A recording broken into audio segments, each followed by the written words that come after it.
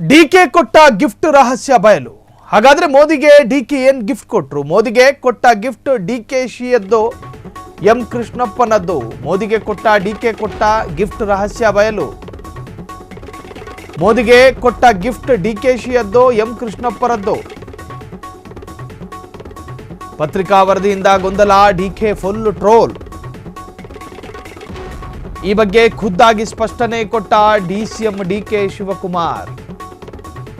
ನಾನು ಪ್ರಧಾನಿಗೆ ಕೊಟ್ಟ ವಿಗ್ರಹ ಎಂ ಕೃಷ್ಣಪ್ಪ ತಂದಿದ್ದು ಎಂಬ ವರದಿ ಸುಳ್ಳು.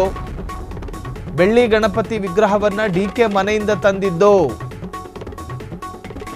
ಡಿಕೆ ಕಚೇರಿ ಸಿಬ್ಬಂದಿಯೇ ಎಸ್ಪಿಜಿ ಅವರಿಗೆ ಕೊಟ್ಟು ತಪಾಸಣೆ ಮಾಡಿಸಿದ್ರು. ಬೇರೆಯವರ ಉಡುಗೊರೆ ನೀಡುವ ದುಸ್ಥಿತಿ ತಮಗಿಲ್ಲ. ಅದು ಬೇರೆಯವರ ಉಡುಗೊರೆಯಲ್ಲ ಎಂದು ಡಿಕೆ ಸ್ಪಷ್ಟನೆಯನ್ನು ಕೊಟ್ಟಿದ್ದಾರೆ.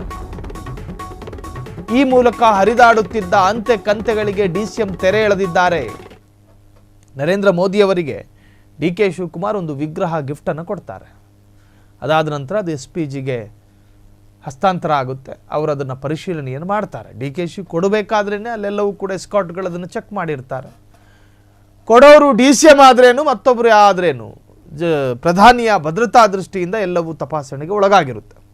ಸೊ ಈ ವಿಚಾರ ಕೃಷ್ಣಪ್ಪನವರು ಕೊಟ್ಟಿದ್ದ ಗಿಫ್ಟನ್ನು ಇವರು ಕೈಯಲ್ಲಿ ಎತ್ಕೊಂಡು ಮೋದಿ ಅವರಿಗೆ ಕೊಟ್ಟು ಬಿಲ್ಡಪ್ ತಗೊಂಡ್ರು ಅನ್ನೋ ತರಹದ ಚರ್ಚೆಗಳಾಗಿತ್ತು.